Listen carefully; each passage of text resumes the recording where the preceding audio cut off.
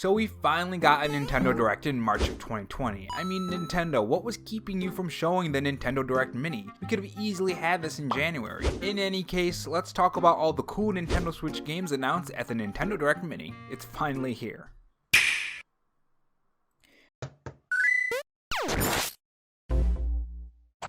Hey guys, it's Rob here, and welcome back to the Robo show, where we cover the latest gaming news, leaks, and rumors from Microsoft, Sony, and Nintendo in 2020 and beyond. If you want to be kept up on the latest gaming news, make sure you click that red subscribe button below this video and that notification bell so you know when I upload. In this video, we're going to go over everything announced in the first Nintendo Direct, or Nintendo Direct Mini in this case, of 2020, as well as talk about if this Nintendo Direct Mini was a huge success or a giant failure. So I think you waited long enough for a Nintendo Direct. Let's jump straight into Nintendo Switch games for 2020, or at least the next 2 to 4 months. So first off, we have Xenoblade Chronicles Definitive Edition for the Nintendo Switch. Now, Xenoblade Chronicles was released on the Nintendo Wii of April of 2012 and was later brought to the 3DS in 2015 of April, and now is coming to the Nintendo Switch in 2020 on May 29th. The game has a massive graphical improvement since the 3DS and Wii U days, with character models, environments, and just about the whole game getting a fresh new look. Now, to cap off the main game, it's going to get an epilogue called Future Connected, which will be added on. Also at launch, the definitive edition of this game with a 250-page art book will be added in. As an RPG fan and just a Nintendo Switch owner, I can't wait to get my hands on this game. And next up, we have a ton of 2K games that are perfect for the Nintendo Switch. We have the XCOM collection, which includes its base game, the 4 DLC packs, and the War of the Chosen expansion pack. We also have Borderlands: The Legendary Collection, which has Borderlands 1, 2, and the prequel, and it being on the Nintendo Switch and taking Borderlands on the go, or just sitting in bed, it seems perfect to me. This makes me think that we may see Borderlands 3 on the Nintendo Switch, which would be insane. It would blow my mind. 2K will also be bringing the entire BioShock series to the Nintendo Switch as well, which will be available for purchase separate or all together. I've never really played the BioShock series, so it may be worth checking out on the Nintendo Switch, and again, it's even better if it's on Nintendo Switch because you can take it on the go or play it in bed or on the couch.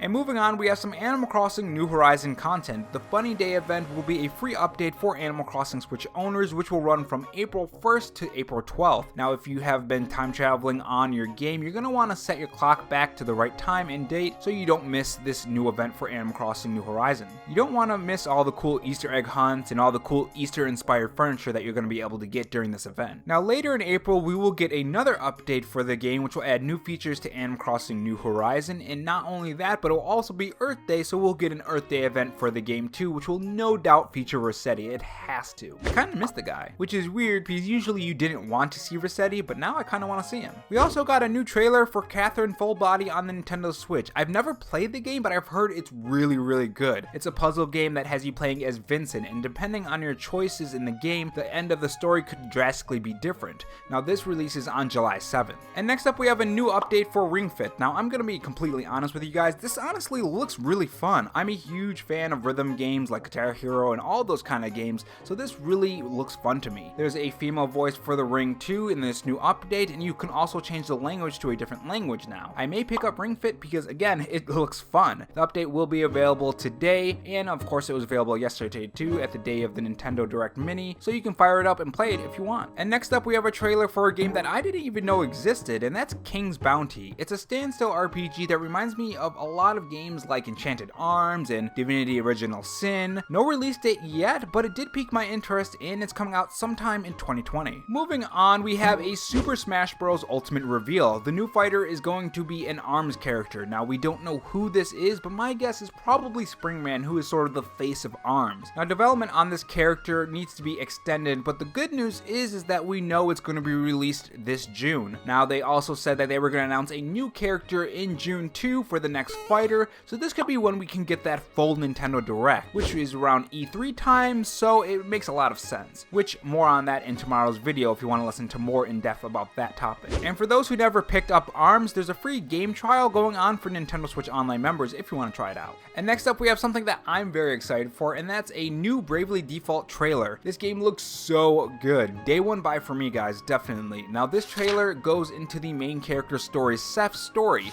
and also the side character Gloria, who seems to be connected to these crystals, which is sort of of the MacGuffin of the game. They explain some of the game's mechanics too, like the job system that changes up your class and hugely changes up the way you play the game, or the brave point system in the game, which makes you choose whether you want to spend BP points to attack once or many times, or just attack with the default guard. It sounds really fun, and I love these kind of games that you need to be strategic about your moves. What's even more cool is the job system I spoke about. You can combine those to make something new, which is pretty exciting. And next up we have Ninjalla, which is a game that looks really fun. It reminds me of Splatoon 2, the art direction at least. Now, just going off by the Ninjalla trailer, it seems there's a lot of variety in attacks, and honestly, I think people are really overlooking this game because this looks really cool. I'm really looking forward to playing this game, and I'm definitely going to be doing a video on this. Now, this is free to play, and it will be available on May 27th for those who are interested. They also announced Star Wars Jedi Knight Jedi Academy for the Nintendo Switch, which is out now, which I'm definitely going to be buying right after I do this video. They also announced something that I know a lot of you guys are excited for, and that's Star Wars Races. I've never played that game, so I'm definitely going to have to check that out since a lot of you guys are really telling me that you're excited for the game. The Panzer Dragoon remake launched on the Switch too, so if you want to go check that out, that's on the Nintendo Switch eShop if you want to buy it. Now, there were other games that were coming to the Switch, but they were smaller games or they were mobile ports, which I'm definitely not interested in any mobile ports. But some of those games during that quick flash where they showed a bunch of different Nintendo Switch games look good, like Saints Row Re-Elected, which is coming to the Switch on March 27th, or Minecraft Dungeon, which is coming in spring of 2020, which is a game I'm actually really interested in. By the way, did anyone notice that Xbox Game Studio tag on the video during the Direct? That was pretty amazing.